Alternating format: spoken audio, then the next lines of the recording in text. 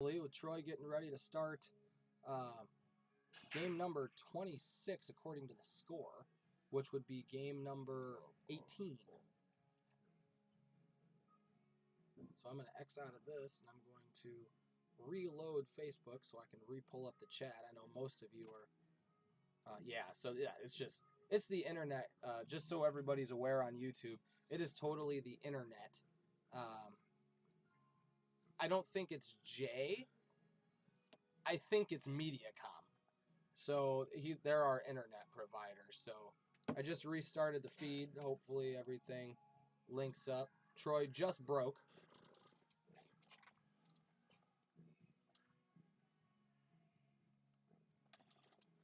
And we are starting at 1 o'clock tomorrow. I will get here. Everything I'll probably start cleaning around 11. So people coming in 11:45 noon. Okay. Somewhere in there. That'll work. No longer have to go to Bloomington to pick up a bike, so. Yeah, screw that guy. Yeah, fucking bullshit. I was so excited. It was ridiculous. And to answer your question, before we started the stream, Bradshaw, yes, I am signed up to play tomorrow. Hopefully, I play this 9-ball tournament better than the last. But that's what that handicap system's designed for, is to keep the matches even. You know, I mean, it's tough. How do you clean the tables?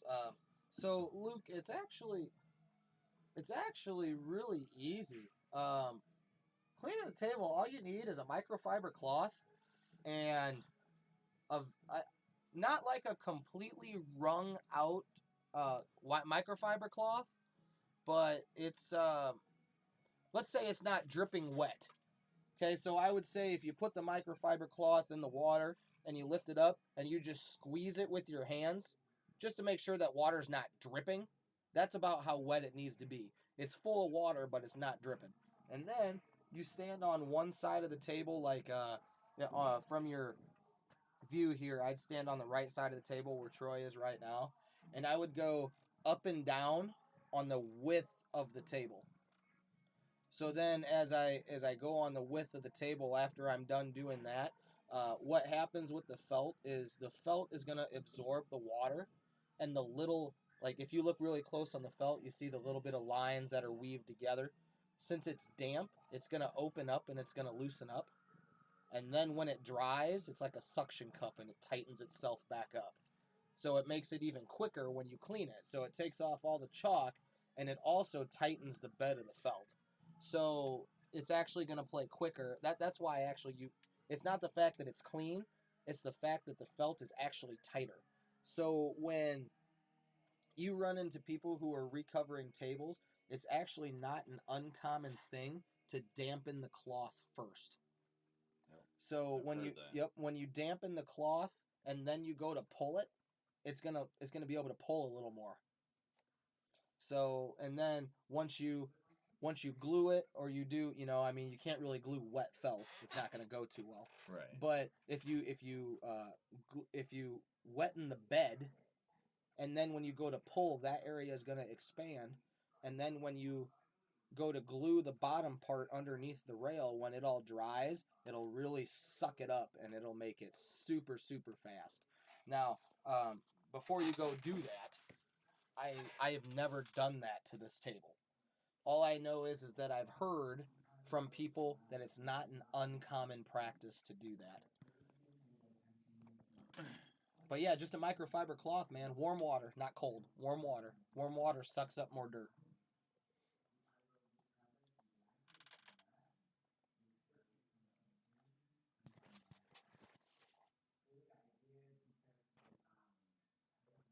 So Jay looks to be shooting the 13 in the side. And he's coming back out to, looks like, play the 10. Now this will be interesting. Does he try to go for the 11? Does he shoot it with high to try to come in between the 7 and the 4 in the combination and shoot the 11 ball? I think that's exactly what he's doing. shoots the 11 to roll into the 8 and the 3. Oh, he's shooting a combo. Man, I would run into both those balls, and I would open the 9 ball. I'd go after it.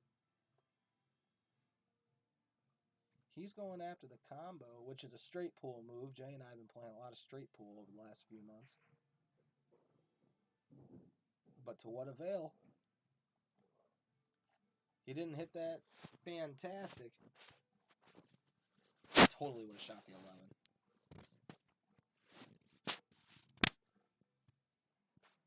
So now he's going to have to just try to put the cue ball on the end rail. I mean, he could try to bank the 15 back down, I think. I can't tell. I can't remember where that ball... Oh, yeah, he's got room. He could bank the 15 down to the bottom right-hand corner. But cue ball... He's going to have to try to hold the cue ball for the 11 in the side to have a chance to get back to the 9. I don't think you want to shoot the 9 because I think you scratch off of the 12 ball in a corner pocket.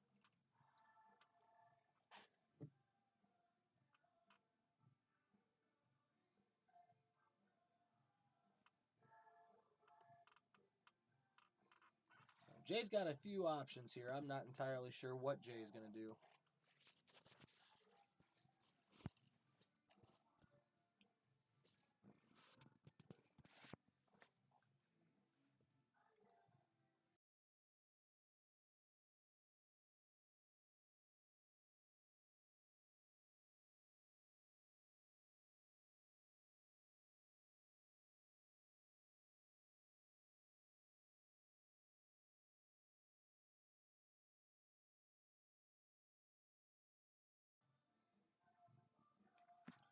It looks like Jay's chosen to shoot the 9. Hopefully he can avoid the 12. He miscued.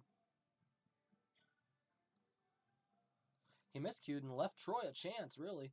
The 5 ball kind of sucks.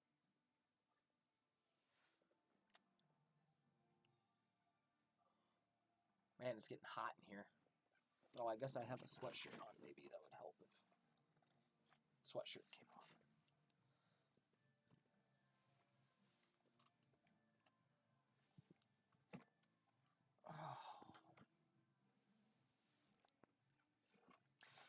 So Luke, I actually deleted the Viking. I refuse to run 2 raffles at once.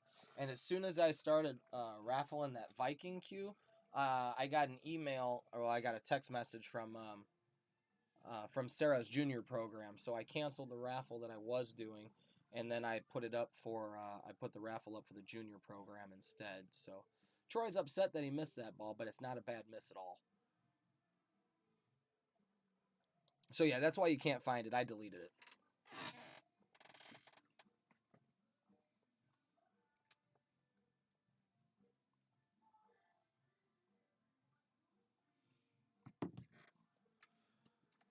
Here shortly, I'm gonna be taking Okay. run up and shoot with Frank Pulliam for a little bit up at Quick Wash. Potentially when this is over, might come back. Getting the itch to play, sitting here watching pool. It all depends. This could take 30 minutes. This could take 2 hours. Yep. Yet. It just all depends when they get done. Well, like I said, Troy asked me, "Hey, you want to play?" And I'm like, "Well, let's see where this gets." Oh, Troy wants to play after this? He said maybe. I said, let's see what time it is. Yeah, because this could take a long time. Yeah, I mean 13 to 12. We've been playing for 3. We started about 5:45. We've been playing about 3 hours and 45 minutes right now. So 3 hours and 45 minutes to go. 16 games. Potentially the quickest it could be over is 7. Yeah. 7 more games. So you're looking at another hour and a half minimum. Yep. If the pace stays the same. Yep. And then we're looking at midnight, 1 o'clock in the morning. Late. If it's Yeah, pretty late. So yeah, Frank called me earlier. I'll be going home to eat something and go to bed. When you drown my if you get up there and you remember, let Frank know he's good to go for tomorrow. Oh, he got in. Yeah. Good. I forgot. Talked with him earlier. Yeah. I forgot. Someone told me. Forgot someone told me that Fritz wasn't going to make it tomorrow. I think Jay told me that. So there's a spot open if Frank wants to come play. I'll let him know. He does. I talked to him just a little bit ago. And he said he's hoping that somebody can't make it. Yeah, yep. He can come play. And really, I've got 20 people. Who knows if all 20 will show up? That's what I told him. Yeah. I said, come out, and I guarantee But you somebody's gonna be. I tell you what, man. That's the second these time I've tournaments seen. fill though. Yeah, and that going to this match real quick though. That's the second time I've seen Troy just slice a ball in. Mm-hmm. You know, he's got an eye to do a super thin cut. Yeah, he's got the potential. He just talks himself out of so much stuff. Like, that one he needed a stroke. That he one needed there, to come around that ball.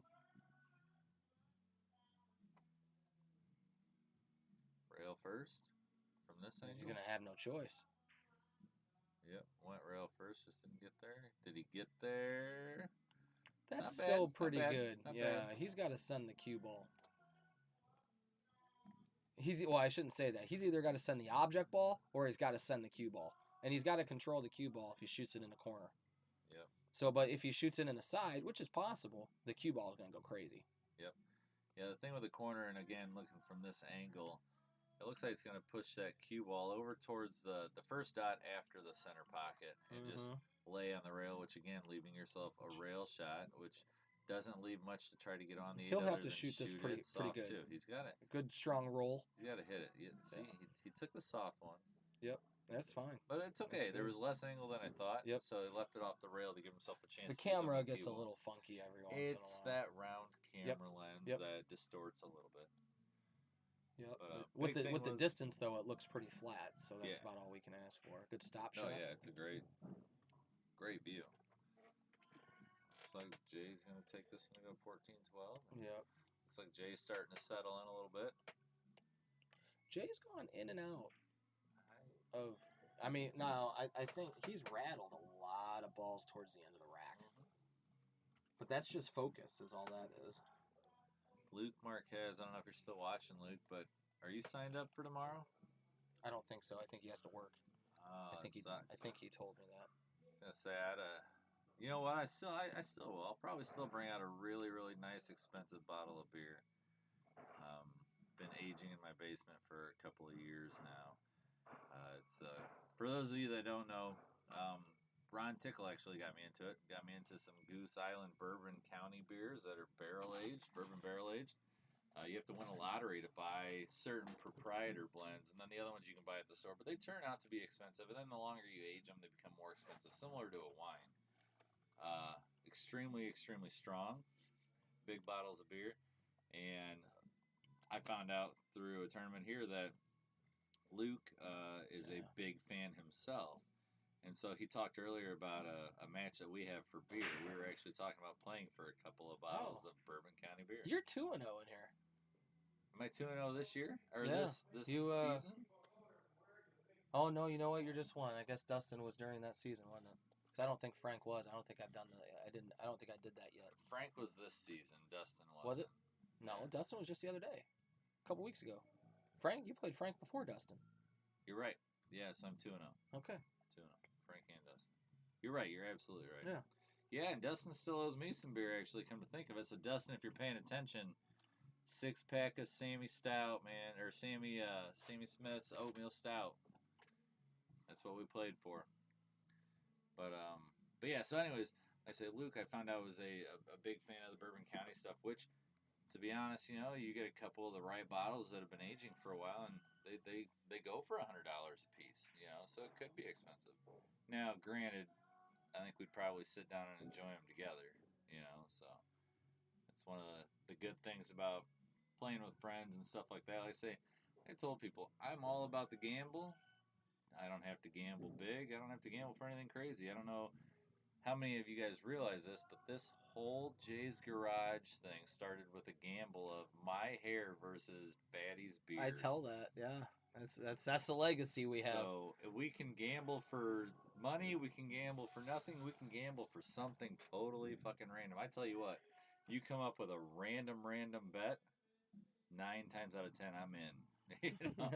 Just because I like to bet the stupid stuff. Speaking of that. Uh-oh. March 29th. Oh, God, put me on the spot. Nope. Nope. March 29th. Or, I'm sorry, May 29th. A couple weeks away. I'm having a diaper party here. Okay. we are starting. Oh, it's a pool diaper party. We are starting no, and it's a disc golf diaper party. Woo. So last time I you played hurt disc your golf, back for I like got 2 drunk weeks. and I got stupid and I tried to jump a fence that was a little too high and I fell flat on my back. Oh, Troy scratches. Yeah. He heloed right into the dirt. 29th, huh? Yeah. So I don't know when we're gonna start yet, but I do know I want to get a group of people, and as long as it's nice outside, start in the morning and go throw around a disc golf. Come back here, play some pool, eat, and do some other adult things. I could probably make that happen. I'll have to check in a few times at the house. I'll have the girls that weekend. I'll just, I love my kids to death, but if anybody that knows had little kids, once they reach that 12 and 14, almost 13 and 15 stage, dad's not cool anymore. Let them have a friend over, and they're way happier to hang out with their friends. So, but yeah, absolutely. I mean, that sounds great. Then I figure after pool, once we're all adulted, we could go through another round of disc golf. Oh, Jesus Christ. Here comes another back injury. Yep, and then come back, play some more pool. Yeah, no, absolutely, let's do it. But now the reason why I said that on stream is because I've decided this is actually an open diaper party. I haven't yet. AJ, I just talked with Jay like 4 hours ago about this. I haven't. This is the first time I'm talking about it to someone else other than Jay.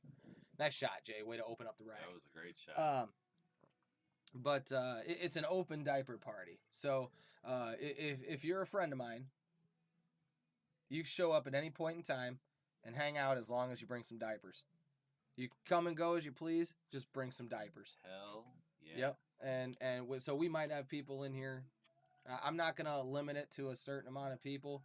I know a lot of people, and I have a lot of respect from people, and I respect a lot of people. So, and to be honest with you, I'm not going to turn down the diapers. Yeah, so, and there's a strong possibility if we're going to go disc golf, pool, more disc golf, more pool, I may end up in a diaper. You never know anymore. Okay, so we need to be talking about pool, not fetishes, Dop. So let's get back. Let's get back to the action. You freaking weirdo. That's different. You freaking weirdo. That was a good shot by Jay. That was. He rubbed the 13. Didn't mean to rub it, but he barely rubbed it, so it still leaves it available for the just shot. like your diaper rash. It's weirdo. God, you're freaking weird. God damn it, you have to go that far. Oh golly.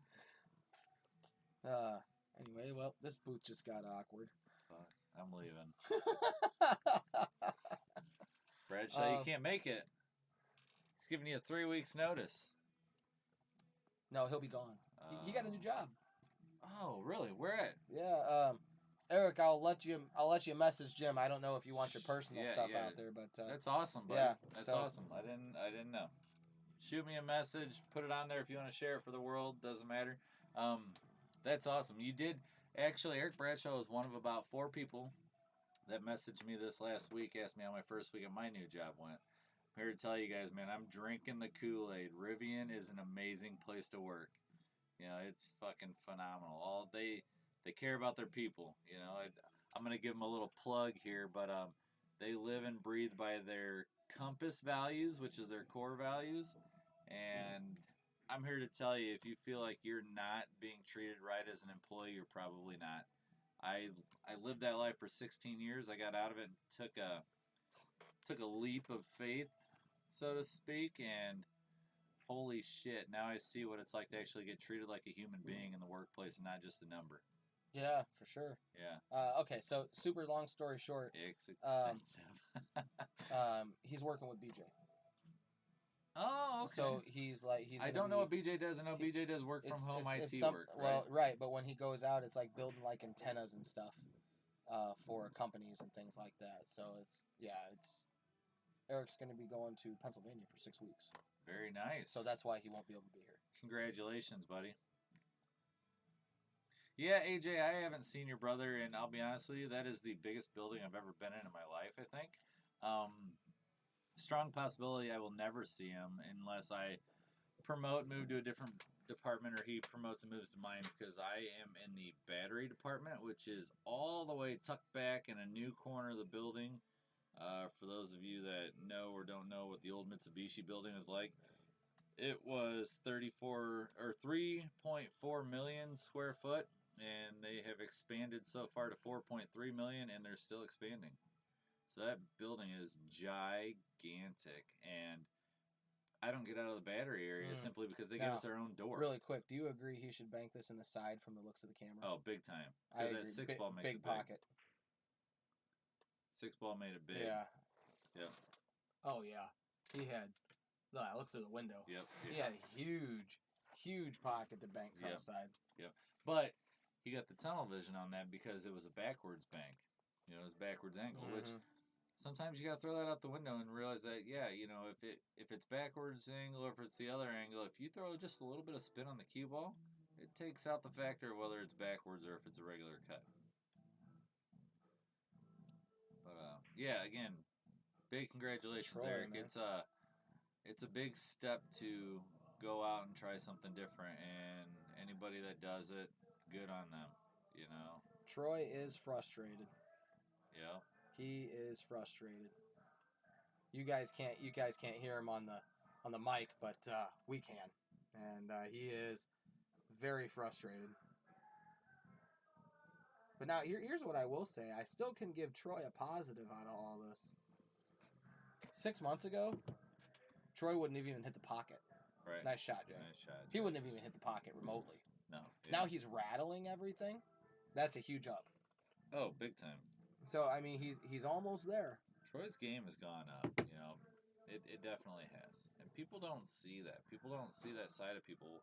Let me tell you guys something. Regardless of whether or not Troy's getting games in this match, Troy put $400 on the line. It's more than I've seen anybody throw on the line out here. Yep. This is You know, other than the Dustin Wilgus. Yeah, that was for 500. Shade match, but other than that, you know, this is the biggest one I've seen out of the garage. These are a couple of locals here that don't normally put this much money out. They're getting out of their comfort zone.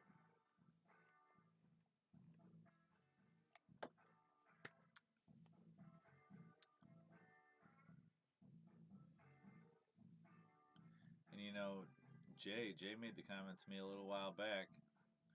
He's done being Mr. Nice Guy. He said, if you want to play, let's play. You know, he's willing to play people for money, which he's proving right now. I mean, granted, you know, his 3-0 is against one guy, but he's playing another guy now. And, Yeah, he's not afraid to play anybody else at that matter. Jay's really not. He's ready to go. He's really not. He wants to play. He's ready to. He's kind of like you and me. The game's right. Yep. He'll play, and you can see that here. Now, I know some of you are probably thinking, well, the game's not right. You know, Troy's only won 4 games to Jay's 15, but Troy's having a rough night. Troy is straight up better than that. I think there's everybody that knows Troy in this town knows he hits the ball better than he's hitting. So, but I mean, also too, you got to start to wonder when it gets crazy. Yeah. I don't ever want to walk up to somebody and be like, hey, I'll give you 14 games going to 20. No, I mean, I did. I called out Milty. I think I told him I'm going to give him 12 games going to 15. I was drunker and shit, but I meant every word of it, and I stand by my word. This hasn't happened yet. This hasn't happened yet, but do I think it was a foolish bet? Absolutely. But I'm a man of my word. I was drunk and I ran my mouth. For how much? $100. $100? I was drunk. I ran my mouth. Do I think I still won that? Big part of me says yes, but a big part of me says I have to play very well to go 15 to 2. 15 to 2 because he can't get to 3. Yeah, he can't get to 3. 15-2 is tough regardless of who you're playing. And it's not that Milty's a bad shot. It's not that I disrespected him. I felt at the time that was something I could do. Daryl, you make a good point, man. No, you're absolutely right. Not everybody has the mindset to do those things, and I mean, around here, I try to get people in that mindset. And in my opinion, this is how I shoot pool. The way that I look at it, I tell myself all the time: if you play your best, you're gonna win. That's just what it is. Because, like for me, I know my gear. If I'm playing my best, I can run a lot of pool tables and I can play a lot of safes. Yep. But also, too, somebody starts to worry about the cash. Now all of a sudden they're worried about the money instead of the game itself. And I got that from tournaments. Yep. I quit looking to see what the payouts were. Oh, hey man, did you see what first place was? Nope. Why you don't look? Why? If I look at the number, that means I'm focused on that number. Yeah, and it doesn't change anything. I would just rather First place, whether it's $5 or $500, Yeah. you want first place, right? That's right. I would just rather walk in there and go, you know what? I'm here to win. But if I win the money. So I really don't care what the money is. Right. Jesus, he got.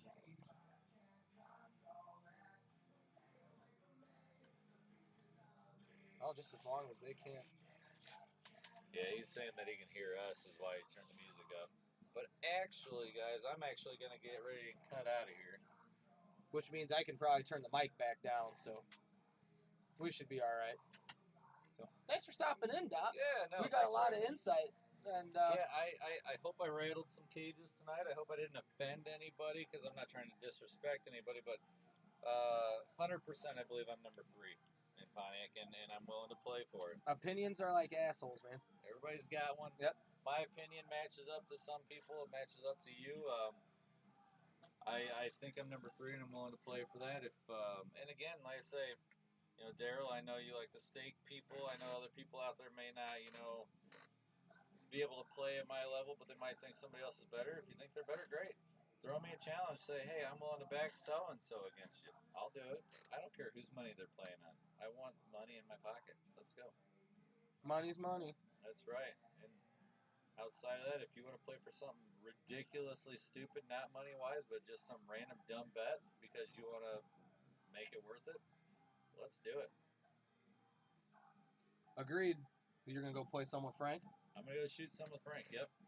See what happens. All right. Well, good luck. Has he been watching? No. He was on his way home from Chicago. So he don't know. He don't know. He will. Yes, he will. All right, See Doc. you guys. Be safe. See ya. All right, now I am going to, since I'm going to be back in the action here, I'm going to lower this mic just a little bit so I can talk a little louder. Right, it's right next to my mouth again. So Jay made the comment that he could hear myself in Doppler, so we definitely don't want that. But I'm back here by myself, so I'm going to need you guys to talk if you want to hear something other than action. But that was phenomenal insight from, in my opinion, Pontiac's number 3, Jim Doppler. He's finally ready. I've finally got him out of that mindset. And yes, I will take the pride in saying that. I talked to him enough and I've knocked it out of his head. Quit saying that someone is just as good as you. Prove that you are better than that person. That's how you get better at absolutely anything. If I want to be the best teacher, I got to be better than any other teacher that's better than me. And the first step is you got to recognize who's better than you, and then you got to go after it. So hopefully we see a lot out of Jim in the garage in the future. And we can get back to kind of focusing on this match a little bit. I don't think we've heard the last of Jim Doppler, and that's for sure. He seems fired up and geared up and ready to go. So the biggest thing that I got to do now is, after these guys start playing with each other and establish just who's got what, now I got to get them out of this town. I got to get them to experience what outside of Pontiac is like. And it took me, I left when I was real young. I didn't really have a lot of friends when I started running around. Daryl, right now I play the best in the town. But my friend Doug Williams, I think you may have met him before. He's come to a couple of the 6 tournaments that Josh Suits has ran at Rex. So he's a real big boy, tall boy, redhead, super nice guy, and just great pool player. I mean, he's just an overall good pool player. So, and he's got a gear too, that he doesn't get to play a whole lot. He's got 2 kids, I think he told me like 10 and 8 or 12 and 10. I don't remember which one. But he's very dedicated to their athletics and, taking care of his boys, and that I definitely respect. So he doesn't get to play as much as he used to, but he is definitely a threat to a lot of people. definitely definitely a big threat. So, but that's what we're having to do. Right now, I've been trying for years. I'm proud of my hometown. I'm proud of where I've come from, and for far too long, this area has had this mentality of this town is all I want to be in, and I have been trying to break that for a long, long time. You got to get out. You got to venture. You got to be competitive. And these guys, and unfortunately, it took Jim a little longer to see that, and hopefully, he's on his path to doing that. I think Jim's 37. I think he said. I think he's like 3.5 years older than I am. So, and I'm 30. I'm 32. So actually, I think he's 5.5 years older than I am. Yeah, because he wasn't in high school when I was in high school. So I think he's 5.5 years older than I am. So that puts him about 37. I'm getting ready to turn 33. He's getting ready to turn 38. Getting he's he's getting older, but this game, man, one thing I love about this game, I don't care if you're 60 or if you're 18. As long as you have the right people to help you, man, you can get to the right place. And it doesn't matter how old you are. One of the lessons that I was doing for a long time, I was giving lessons to a 54-year-old, and I watched him jump from a 3 to a 6 in the APA. And that was playing up north near Joliet. So I know that he was taking the lessons and getting better. But that was a big point for me because he was very attentive and he practiced and he listened. And at 54 years old, he jumps 3 skill levels. I mean, that's sick. So it just shows, it doesn't matter how old you are, you put in the time, you'll get to play. I mean, we talk about Albert Pujols now. You know, you can still hear the music. Well, we got to lower that. So I got to talk even louder. Let's try that. Can you guys hear the music now? Hopefully not. Hopefully you can still hear me because I just turned that way down. But so yeah, Albert Pujols, he's getting ready, probably retirement next year. But I'm gonna get music here really quick. I'm gonna get quiet here because this music's getting ready to end, and I don't want them to hear me. So I'm gonna be quiet for a second when the music changes.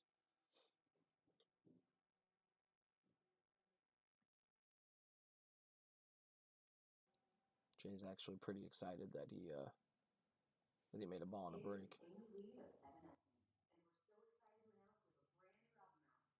Dan, man, it just depends. If they're watching at home, they might be able to still hear the music. I'm sure you're probably watching on your phone.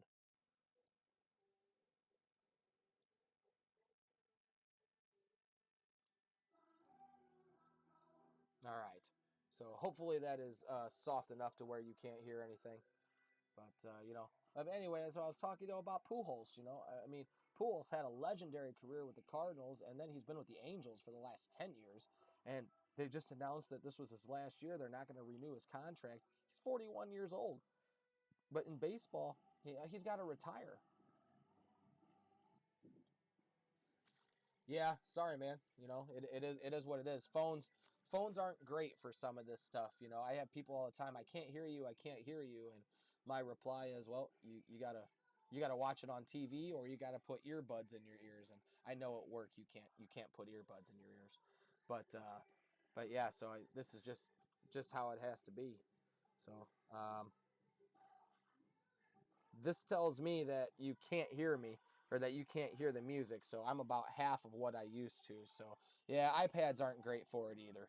So sorry about that, but number one priority is making sure that the pool players cannot hear me. So if you guys can't hear me, I apologize as well. But I'm trying to talk as loud as I can without disrupting the action.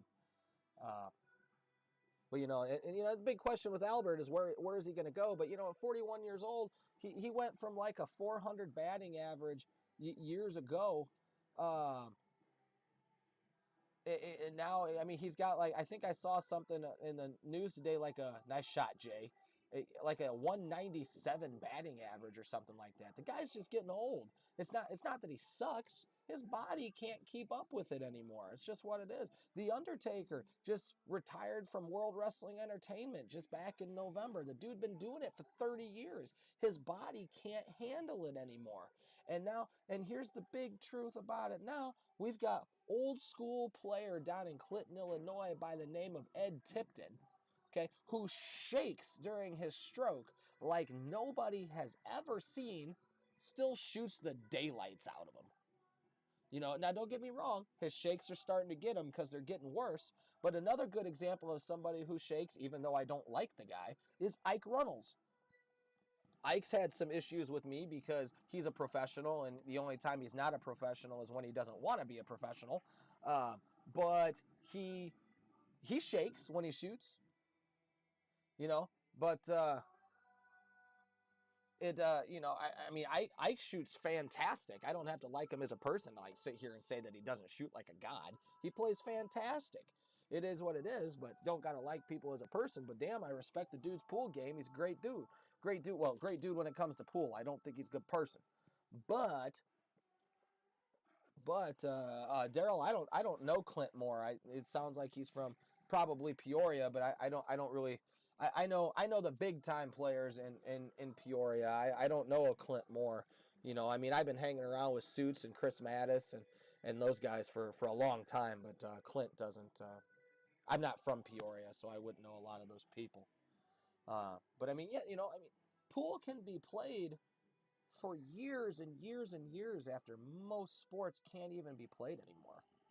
And that's so exciting to me. It's exhilarating to me. Yet George did shake as well, but also George had tapped out his ability a long time ago. But that, to be honest, um,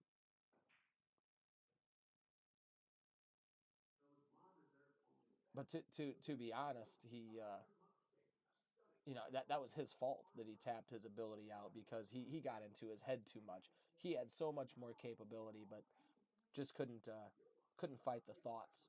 But Daryl, yeah, I completely believe you, man. I've watched so many people shake that this game's amazing. Let's just say that this game's amazing.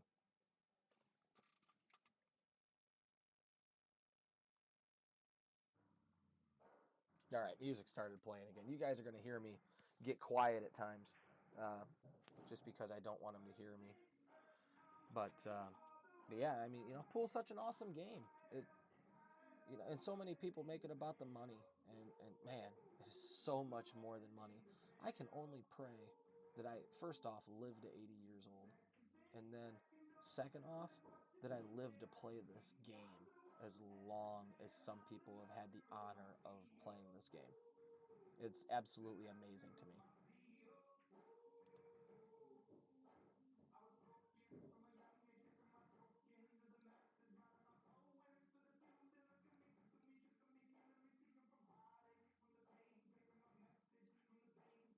Yeah, guys, I'm going to mute this for a second. And I'm going to, well, I shouldn't say this. I'm not going to mute it right now. But I'm going to wait till the game's over. Nice shot, Troy. Now you need to play safe. Now you need to tuck the cue ball behind the 15. Tuck the cue ball behind the 15, man. It's too hard of an out. You got to give it up, man. Give up the table. Make Jay kick at it. Telling you. Now what are you going to do? You're in trouble. So hopefully, Dan, you can't hear it because according to my microphone, you can't hear it anymore.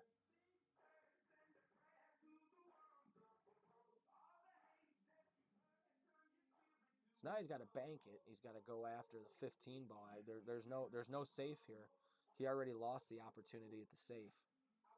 So sometimes I wish Troy could hear me.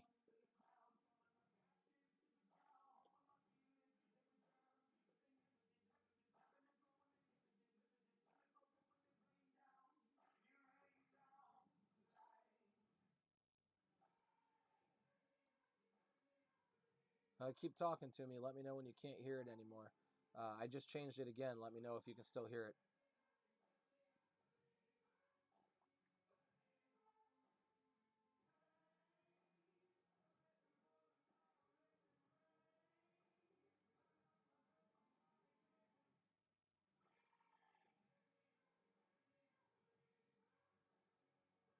Troy tried to cut the 11, but left it wide open. Yeah, Dan, he could have tried that, but I mean, you got to think about the safe opportunity. There were three balls in the way, and by Troy making that one ball, he's taken away like not necessarily a safety as much as a percentage of a safety. He's taken away, say, 80% of the ultimate safe with kick angles and things like that. Now he plays that safe. Jay could one rail kick it, when if he buried him behind the 15, he had to two rail kick it. So it just depends. He could have played safe, could still get ball in hand, but the chances of Jay hitting it are much, much higher.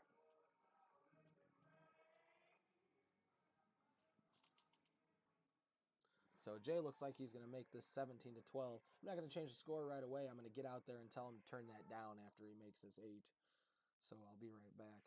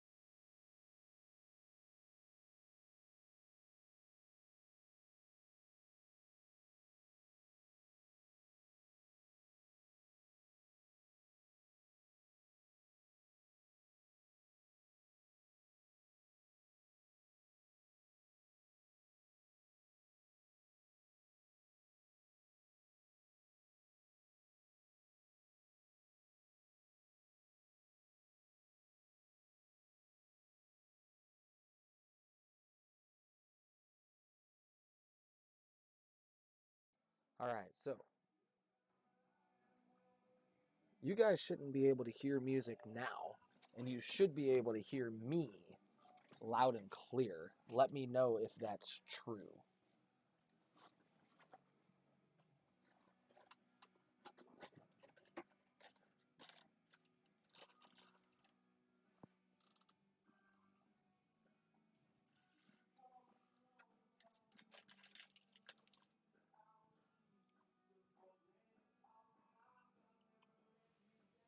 Daryl, if I had to say, hmm,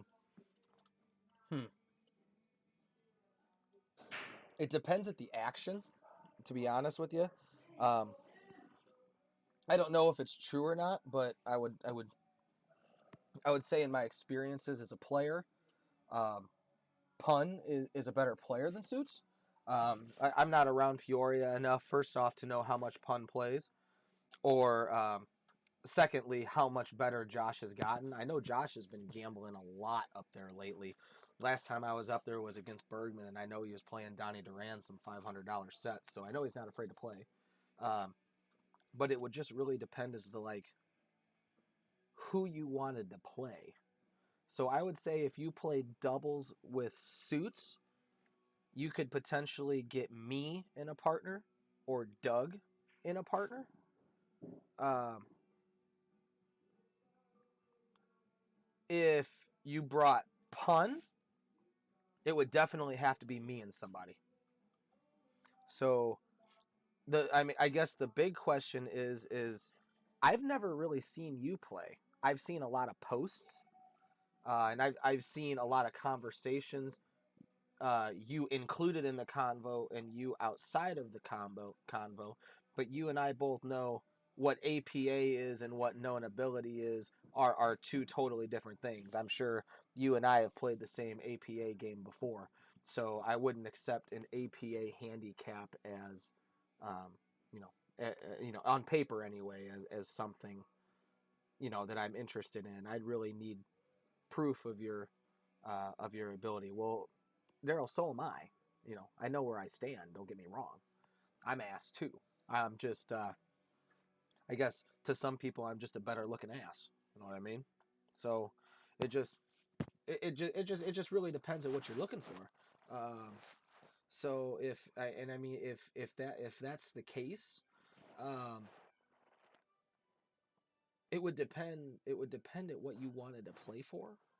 So, um, to be honest, I mean, I'm not. To be honest, the number one the number one person I'd actually feel comfortable in playing, I feel it would be really awkward as a partner, is actually Dan.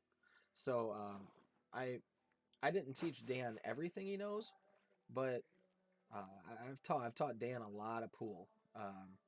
So I mean, he's a guy that knows my mind and knows what Most likely, even if he can't perform all the outs, he knows what I'm thinking.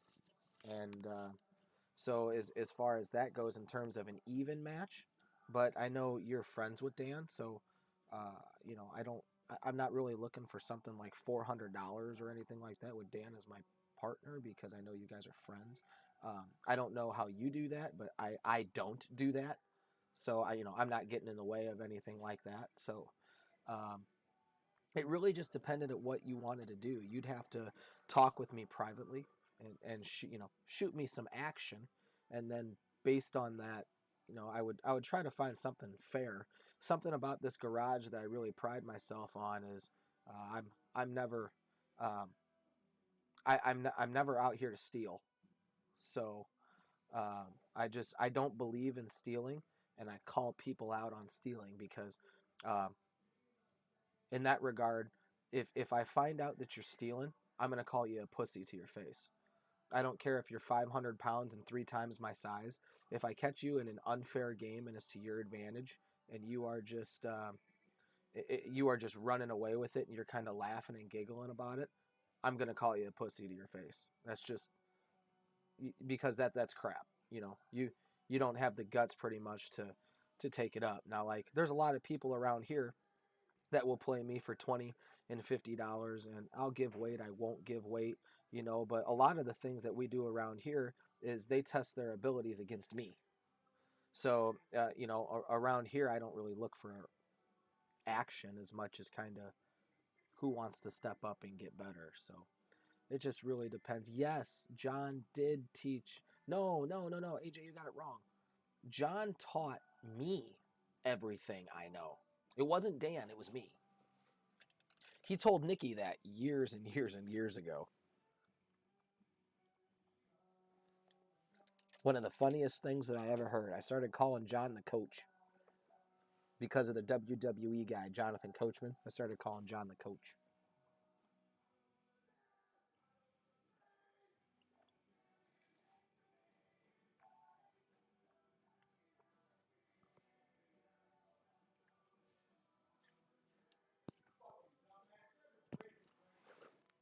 Jay is just screaming at himself, "You effing dumbass, get yourself an effing bridge." Which I don't necessarily disagree with, but that little piece on the end of Jay's cue is an extension. He could have switched extensions. I know he's got like a 2-inch extension, and he's got the 6-inch extension too. So I don't know why he did that.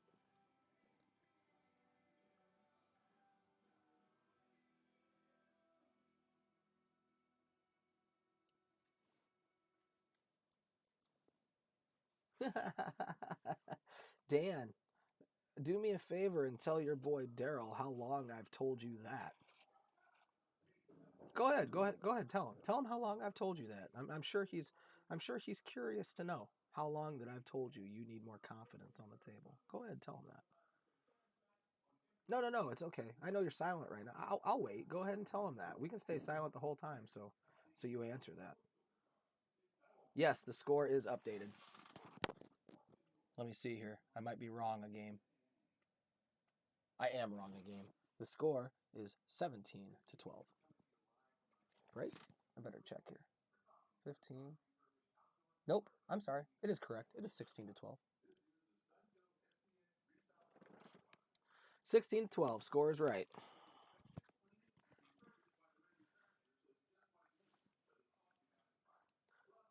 Daryl, you want to know Dan's biggest jump? I can tell you this.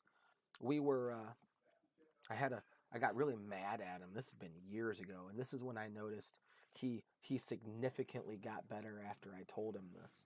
Um, Now, and to be honest with you, it's when he stopped gambling. Really, Dan Dan never had a gambling problem. Dan had what I called a losing problem, and Here's why I say this. So I know you're probably laughing when I say that, but no, here's the truth.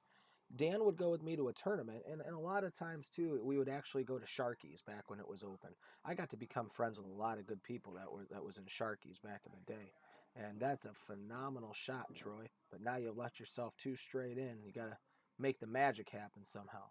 And Dan was there one day, and he asked me who this player was, and I told him, and he said, "Can I beat him?"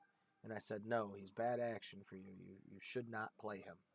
And I play my first round in the tournament, and I win. Dan plays his first round in the tournament, and Dan won. And then we go to play our second round, and I won my match, and Dan had lost his. So when I'm getting ready to play my third match, well, Dan told me he was going to the bathroom. Well, then I didn't see Dan again. So when I got called for my third match, I went looking for him. Well, and I found him, and you'll never guess what he was doing. He was gambling. The one guy in the room, I told him not to gamble. Like, what are you doing? And so at the end, Dan wound up losing because he was playing a guy that he shouldn't have been playing. And on the way home, I yelled at him pretty much. I'm like, dude, you don't have a gambling problem. You have a losing one. You don't even put yourself in situations to win matches. You're just getting throttled and you're playing for all this money. Well, then he stepped away from gambling. And he really did. I can say that. He really stepped away. I think he understood what was going on and he stepped away for a while. And then, no joke, man, he started just shooting some tournaments with me, and his game just soared through the roof. Soared through the roof. But there was a time there in that 6 months where I think Dan and I played in 3 doubles tournaments. So he got his confidence up because he had me as a partner, but also, too, we played so well together because we played so much pool together. And Jay just scratched on that and leaves Troy a real difficult shot to break out, but still doable. Uh, so that's kind of that story. That's where he really jumped. But then, I mean, truth be told, I respect Dan to death. Uh, Dan's evolved a lot as a person, and he had to put pool away for a little while, and I respect that. He understood that kind of had a problem with pool. He's like me virtually. Pool was my life, and pool was his life, and he sacrificed a lot. And he realized that maybe wasn't so good, and he changed his ways. And I'm very proud of the person that Dan has become. And a lot of the reason, the matches with Jay. Do I understand that he lost all those matches? I do, but that match is still uh, much closer than people give Dan credit for. He did lose those matches, but he's not always going to lose those matches. Dan hasn't played as much pool as Jay has, and where Jay is still learning some things, Dan has played with me long enough to where Dan already knows those things. So it's just, in my opinion, Dan. I know Dan. I think the 9-ball set was, but I think like, let me put it to you this way. So the 9-ball set was probably Dan and Jay's best match, and they did go back and forth. So Dan would dog a ball, Jay would get 3 games, but then Jay would dog a ball, and then Dan would get 3 games. And then it wound up being, 15-14 in favor of Jay. That could have really went either way. The problem with Dan's 8-ball game, Dan doesn't have any confidence. You're absolutely right. Dan is actually a good 8-ball player, but he walked into that set telling himself that he was going to lose. I mean, you could tell that. You tell that in Dan's play, and hopefully Dan's listening, because I haven't really talked to him about these matches. I haven't seen him, but you could tell in the way that Dan was playing. Nice try, Jay, coming all the way around. Dan was not confident in his 8-ball game, and it showed. That was the one margin that he lost by. I wouldn't even say poorly, but worse than the other two. And then he plays the 10-ball set, And I didn't get to see it because I was at work, but I heard he fell apart. I shot Troy. Oh, I heard he fell apart. I heard he was up on J 7-1. I don't know. I don't know what's true and what's not, but that's what I was told, that he was up on J 7-1. And then to come back, uh, you know, Jay come back 15-13. Yeah, that definitely shows a shutdown there. But like I said, man, at the end of the day, Dan he's a strong pool player. Nobody in this town gives Dan enough credit, and I feel that I'm the only one who sits there and say, you know, Dan is not a piece of shit. You know, even as a person for sure, but not as a pool player. He is not a shitty pool player by any means. It's just he doesn't get to play as much as he wants to anymore. He's got kids, he's got a family, and I think that's amazing that he puts them first, and I respect the dude that he's become, because the Dan that I know a few years ago, that that wasn't him. He's evolved so much as a person, and I respect the hell out of him for what he's done recently. But Daryl, you give Dan a month. If he dedicates himself to a pool table, there's not a lot of people in this town that beat him. I guarantee that. There's not. He's got too much knowledge in him. For sure. Much respect to Dan, for sure. He's one of my best friends. We were in each other's weddings. Good guy. And a good pool player, whether he believes it or not.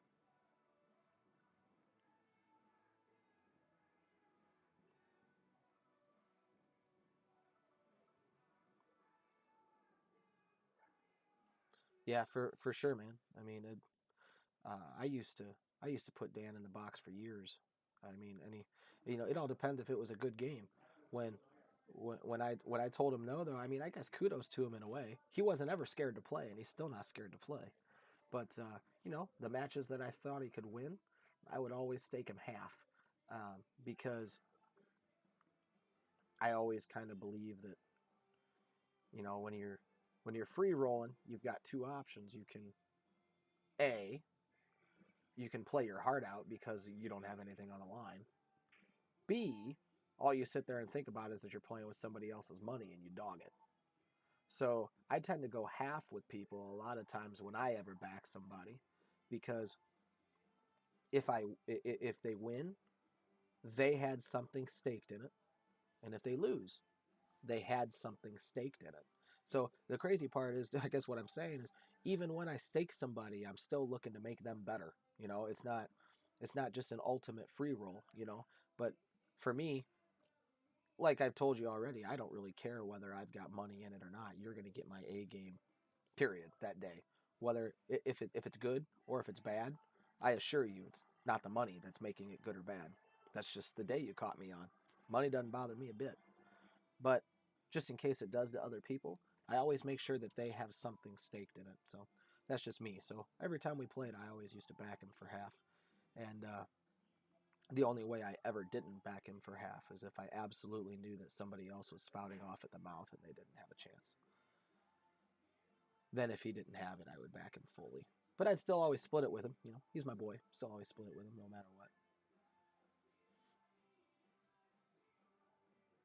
But Dan's got a Dan's got a good life with him now, and I do miss hanging out with him. Don't get that opportunity to hang out with him much anymore. And I'm not a big video gamer. I know he plays that basketball game with you. He's mentioned that he does. But yeah, if I tried to play basketball with either one of you guys, I would get drilled. I would get drilled. I'm not a basketball guy. I'm really not even a video game guy. I play. I play. When I play video games, I normally play RPG games, and I'll tell you what, I'm a total nerd too. I'm a Pokemon geek.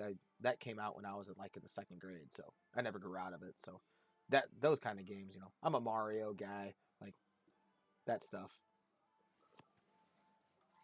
So I ain't got no problem telling people I'm a geek. It is what it is.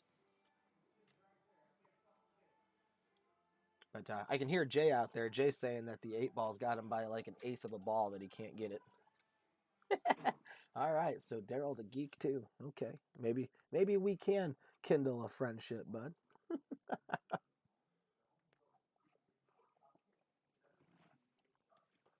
Just maybe. Nice shot. And he knew he had to let the cue ball run, which is a bummer. He was really trying to hold that ball, and good luck with holding that ball. So, I still do have some of the cards at home from. I don't know how old you are, but man, I remember when Yu-Gi-Oh and Pokemon were new on TV. Um, but Yu-Gi-Oh came out when I would have been in like the 4th or 5th grade, and I remember watching the first season, brand new, every day. And the card game was kind of interesting. Had all the Exodia cards.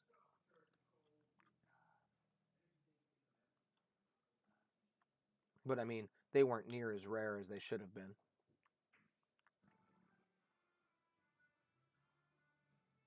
They were more rare in the TV show than they were. Nah, I got out of Yu-Gi-Oh before the dual disc came out. The dual disc came out like actually into the 2nd season, right when was it right at? I think it was right when Pegasus announced that he had the Millennium Eye. I'm pretty sure that was the second one. Ryan, I think uh, Suits is more of Daryl's friend than mine. We're talking about Dan Hogan, but I know if I was living in Peoria, um, yeah, I would consider Suits one of my closest people in Peoria for sure. But probably be even closer if I lived in town. But I know Daryl and Josh have a really good relationship. That's not a bad shot, Jay. Uh, Troy's probably gonna try to bank this ball back at him. That's what I would do if he banks it to the left. Uh, that's kind of crazy. But he's got to try. I would just go after it and bank the ball back at me. Just take the shot. Yep, drilled it. That's what you got to do there. So Troy breaks the streak here. Stops the bleeding for a game or so. Looks like they're going to take a break, which actually gives me a chance to take a break. I have to use the bathroom, so I'll be right back. Just stay with us, and Daryl, if you're still around, yeah, we can still talk about that stuff later. So I'll be right back.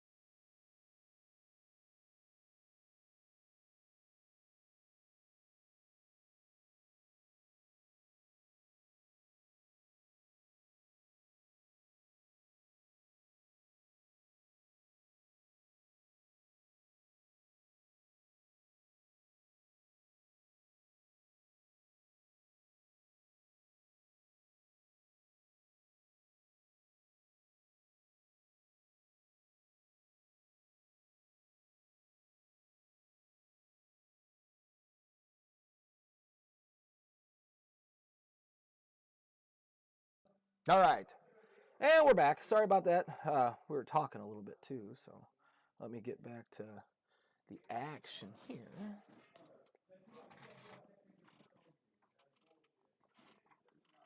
So, Troy's getting ready to break, score 16-13.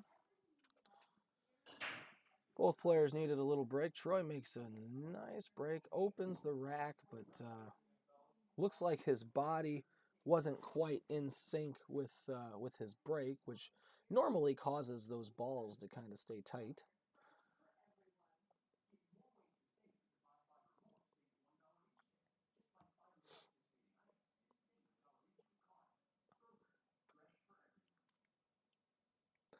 So,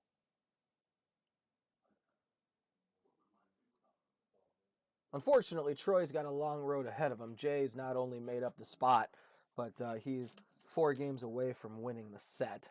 But Troy's not out yet. It just depends on what Troy can bring to the pool table.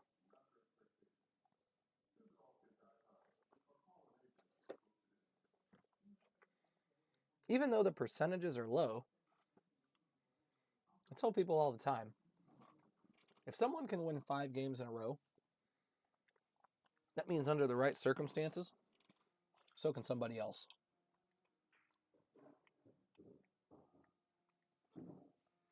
So let's see if Troy here, I would call this the third part of the set, I guess I would say. Part 3, the end of the set. We're in the long haul here.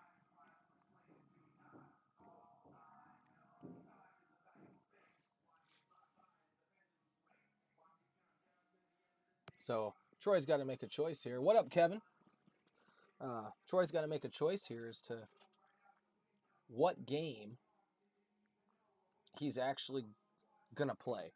So I guess right now, being down 3 games in a race to 20, Troy's got to win 7 and Jay's got to win 4. Which game are we gonna see? A tightened up game of Troy? Are we gonna see a scared game of Troy? That's a good question. I was actually, so Jim Doppler left to go play some pool with somebody, but he mentioned potentially coming back and playing me tonight. So we got a tournament that goes on here tomorrow. So towards the end of the set, I'll message Jim, but I don't know if he'll still be interested in doing it. But Troy actually messaged me yesterday wanting to know if I wanted to play. So I'm sure, with the right spot, yeah, we could probably keep this going. But it really depends. I mean, if Troy loses, I don't know if he'll have the will to play still, I mean, but if Troy wins, yeah, I'm definitely sure he's probably still want to play, coming back 3 games on top of winning, that'd be good. So I'm not entirely sure yet, Daryl. I don't know. But Jim did mention wanting to come back and play, so I don't know if that meant he wanted to stay out late or what. But we do have a tournament in here tomorrow at 1 o'clock that will be on G1 TV. So hopefully, Jay just rattled that ball. But last time I played Troy, we went to the hill. I did not play very well, but we played a race to 10 and 10 ball, and I spotted him 5 games going to 10. I beat him 10 to 9, and he rattled the 10 ball to beat me. Maybe it was the 9 ball. No, I think it was the 10 ball. I think he rattled the 10 ball to beat me. But I did not play very well by any means. One of my big rules of gambling is never give half the set. And I know that if Troy was going to play me in a race to 10 in 10 ball, Troy needed 5 games. So I went up there real tight and real nervous because I never give half the set to anybody. I do not agree with that. I might be a little humble, but I always feel like I'm never twice the player that somebody is. So like in a race to 20, I've given 9 games before, but I think I've only given 10 games one time. So I just won't do it. So I don't know, man. We'll have to see. But the way I feel right now, I'm still pretty awake. So if that's the case, might be able to see a little bit more action out here. I don't know. So Troy seems to have settled down a little bit, taking his time. kind of staying still a little bit. So if it stays this way, who knows what we'll get? I don't know. Oh, let's see where Troy's mind's at right now, shooting this 3-ball. Yeah, overcut it, but he was trying to get the breakout on the 2. So he's going to be frustrated that he missed the shot, but there still shows some calculation there because he did get the breakout. So mentally, as long as he can accept that he missed a shot, he's not going to talk himself out of the game. We are all capable of missing.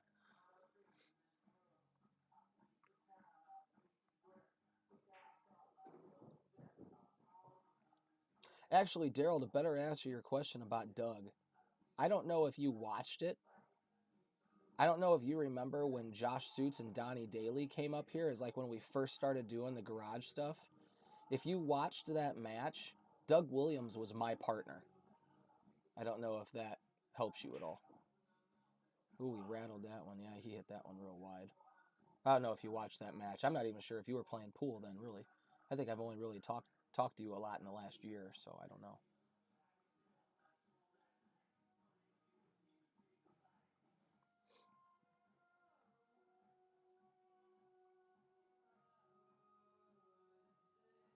Troy's looking to go from the 3 to the 2. The question is, does the 5-ball go past the 8? Because it doesn't look like it. So Troy's going to have to... He's going to have to, like, spin this cue ball up there or bank it or something. I'm not sure what he's going to do. Oh, baby. Oh, he got it off of there.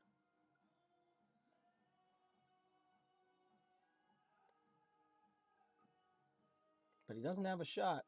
He did get the 8-ball off of there, though.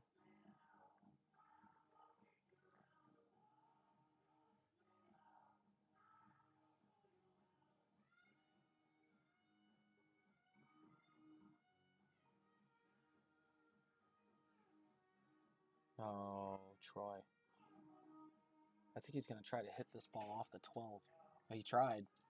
Yep, the 12 or the 10 winds up scratching. Wow, man. So it's a crazy shot that reduced in that turned out to be reduced to a crazy outcome. So bummer for Troy.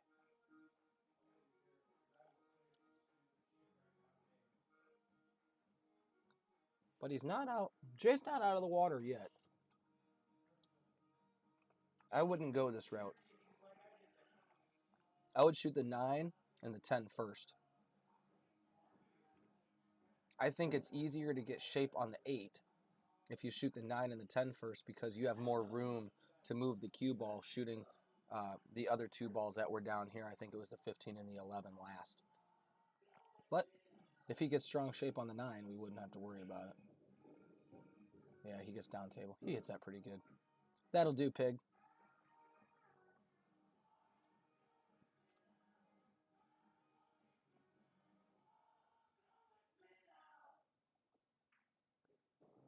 Oh, if he hits it, he's got to hit the ball. He did not hit that hard enough at all.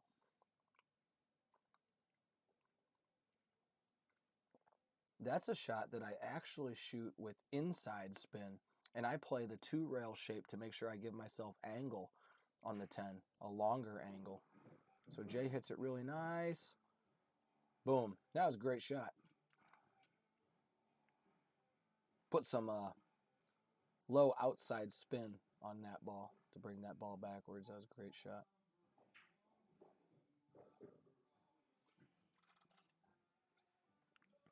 So it is a 7-3 race.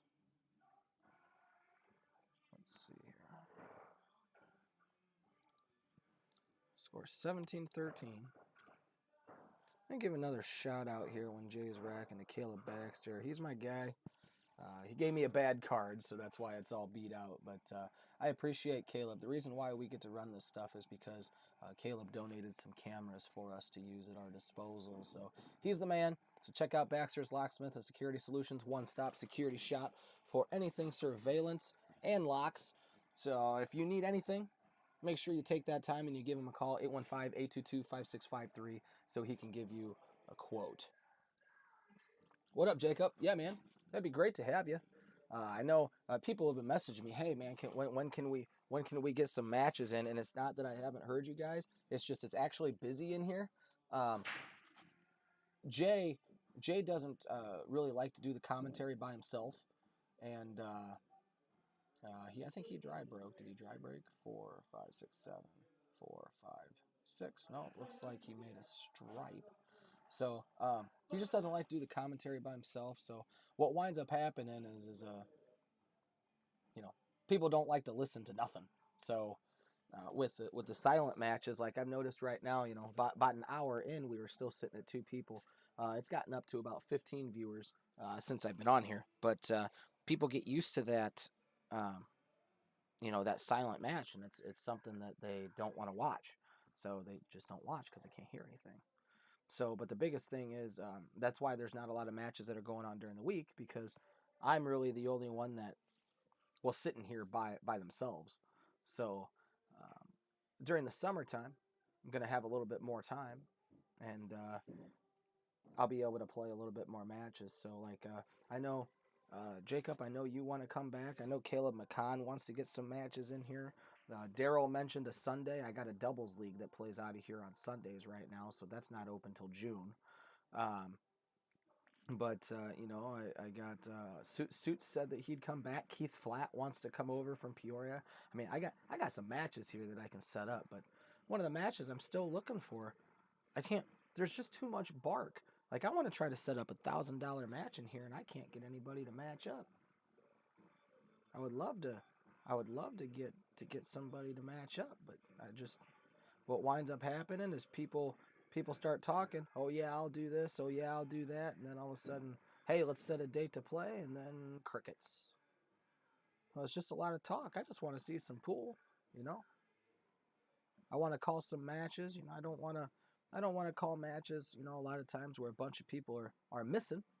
I mean, no offense to the Pontiac players, but I want to get some master players in here. I want to get some players from Chicago in here to call some matches with. I want to give some people, and like I said, with all due respect to everybody that's on here, I love the support, but I want to get some freaking people on here that are going to get some views, and people are going to be like, oh man, check out what's going on at Jay's. That match is sick. I got a master player from Chicago taking on a master player from Peoria. We're right in the middle here. I've been trying to set up a match from Peoria and Chicago for like a year.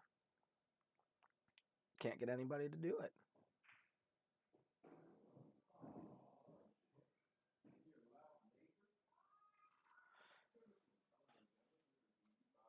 JR, are you talking about you and Chris Osman are gonna play Pun and Daryl? Is this Chris Osman you're talking about or somebody else?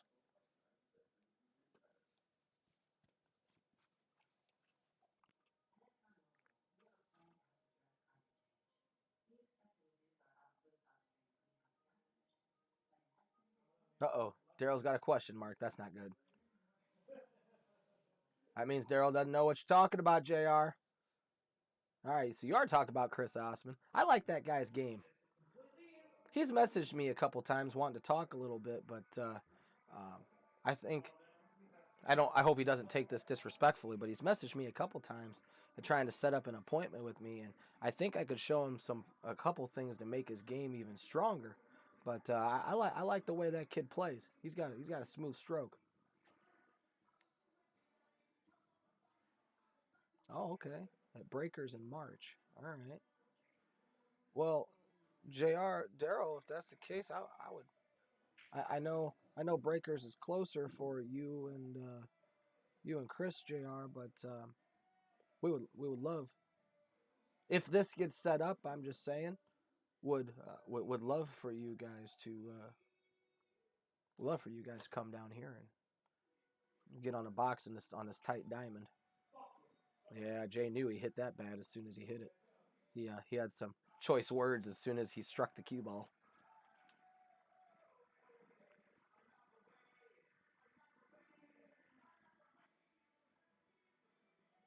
But yeah, these matches here. That's the stuff I want to call. So I want to sit here and really watch some strong pool. We really haven't had too much of that in here, and I'd really like to build the reputation of Jay's and get some, not, it says billiards in action for all levels on G1 TV, but I haven't really had the high level in here yet. I'd like to get some strong ass pool players in here to give people something to watch, like a race to 30 and 9-ball, or race to 30 and 8-ball, something long for like I tried to get Pun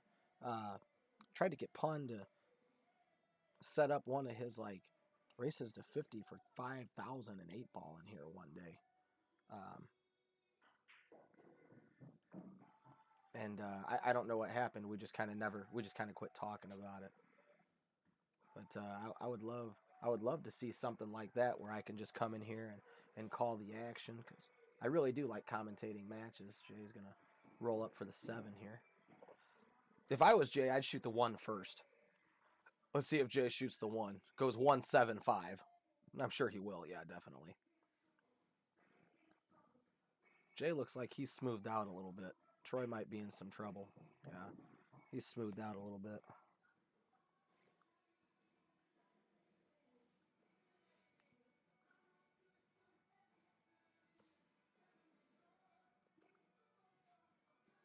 JR, he rattled that ball too. Gave Troy a chance. JR, I finally pulled the trigger on it. You let me hit with that OB Phoenix, and I ran like 8 racks or something like that with it in here. I broke a Predator shaft on one of my cues, and I decided, I'm like, you know what? JR let me hit with that OB Phoenix, and I hit really good with that. I think I'll try one. So I bought an OB Phoenix for my Predator cue instead of going with a Predator shaft, and I've been trying to figure it out for, golly, I think I had that thing about 6 weeks. I tried it and I tried it and I tried it and I tried it. And I mean, don't get me wrong, I played okay with it, but I did not play with it like I play with a Predator. So, unfortunately, last Friday I sold it. But you almost had me, man. I actually tried something else besides a Predator. That's the first time in my life that I have ever tried something on purpose other than a Predator shaft. So, you almost had me, but Predator sucked me right back in. So, Jay's looking to go up 18 to 13.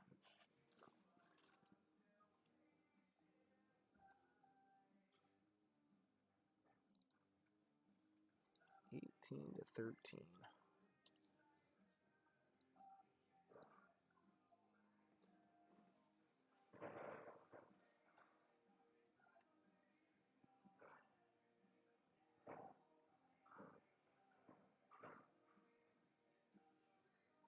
Oh, really? So you wound up having a bad experience with it too. You were just like me, started off hitting with it good, and the more you hit with it, the worse it got, huh?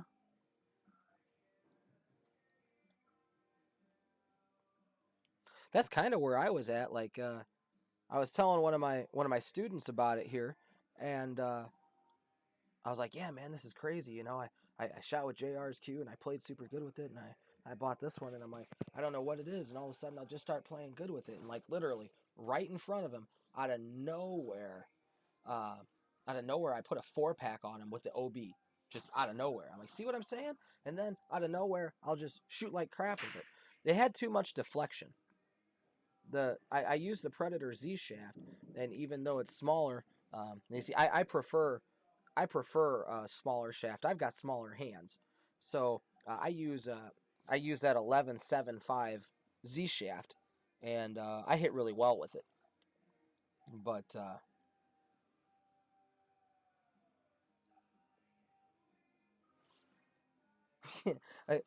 JR, if only I could play like that all the time. But you're right; it came out of nowhere. I remember you saying, "Well, we can't leave until he misses." That was great. That was a good time. Just pick up a cue and actually look like I know what I'm doing after never hitting a ball with it before. I kind of felt like Jesse Bowman there for a minute. Guy who never picks up a cue and just decides to play because there's a big tournament in his backyard and winds up facing Shane Van Boening in a hot seat match. Sick.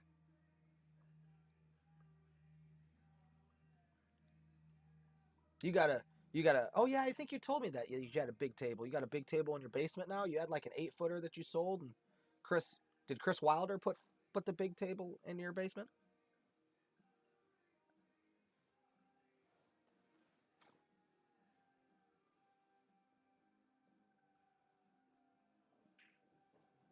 So Jay goes high. I think he was still. I think he was actually trying to get to the 6, trying to smooth it out to get to it, but he's gonna have to play the 5. This is totally okay. Jay's really loosened up now. I can tell. He should just roll this ball and play the cue ball. Yep. Yeah, he's hitting the ball good now. He's gonna put probably just a touch of inside spin, left hand spin on a 6, and let the cue ball ride all the way down to the table. Um, all the way down to the rail, and then the spin's gonna take, and he's gonna shoot in the 8. He's gonna shoot the 8 in the top right corner. Oh, he fired at it 1,000 miles an hour. Look out, 9. He's not gonna like that. Yeah, he's not gonna like that. You got to put a lot of spin on that ball. So much spin that it takes off the end rail and kind of snaps over to the left rail. Because if you don't, just like you guys saw, it'll roll on you really, really bad. 11 out of Ride the 9. Yeah, an old Brunswick. Yeah. We're starting to get older now to where we're kind of a unique breed. How many people remember the Brunswick Gold Crowns at Ride the 9? And on top of it, they're shitty 8-footers. God, were they bad. Brunswick 8-footers. God, they played terrible. So the jump shot for the win. Jumps over it, jumps over 2 balls and drills his 10 ball, I think. Was that the 10 ball? I don't know what ball that was. But he made a stripe in the corner pocket. That was actually really sick. If that was on purpose, I might have had to go out there and bow to him because that was amazing. But he's giving Troy a chance now. Let's see if Troy can get to 14 here. I'm looking at starting with the 10 ball. And then I think I'm going to go 10 in the top right corner. And I'm going to shoot 12 down here in the bottom right corner. I'm going to shoot the 9 on the side and draw back. Or depending at the angle, I could even go forward and come off the rail all the way back over for the 11 in the corner. And then I'm going to pocket the 8 in the top left. So that's me. But I might be wrong. You could also play the 11, roll up, go to the 10, and then the 12 and the 9, and shoot the 8 in the top right corner.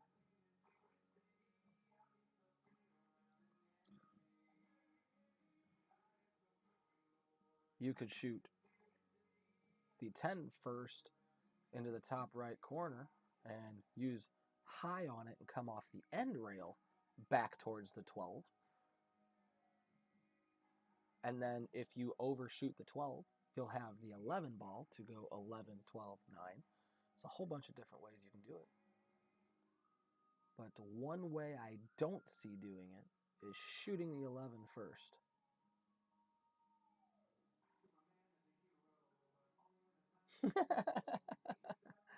Yeah, Jay's slate's awesome for jumping balls on, isn't it?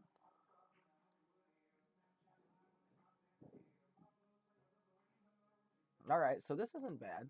All Troy's got to do is make this ball and shoot it with center. Well, it's just like a stun shot, just below center.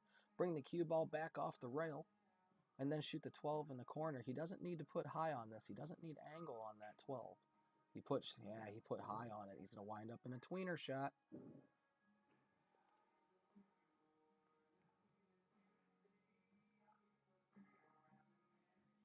So now he's going to have to play this 2 rails, off that rail, off the left rail, and then back out.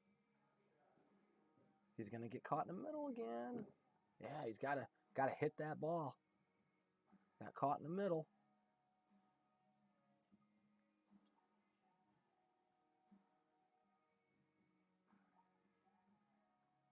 So now he's got to play the 9 in the top left, and he's going to try to just suck the cue ball over to the end rail.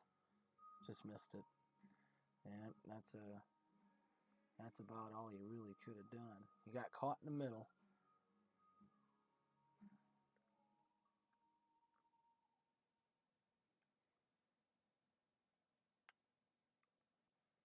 I think I'm going to have a discussion with Troy after the match, give him some pointers here of what I see.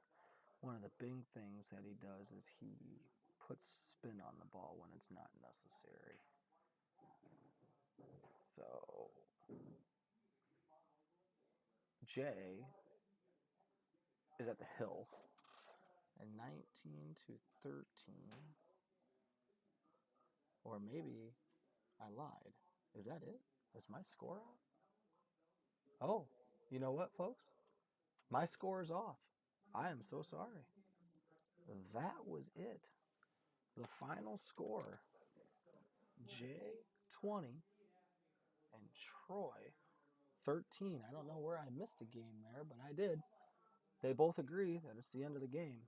So I appreciate everybody watching tonight. I don't know if we're gonna be back on or not. I would say give me 15, 20 minutes or so, and then kind of check the page again, maybe for a little more action. It might be silent because I might be playing, but I'm going to try to get out there and catch both guys afterwards here and talk with them a little bit. So I appreciate you guys watching and appreciate you guys sitting with me, having conversations with me throughout the matchup. So hope everybody has a great night, and in the words of Jerry Springer,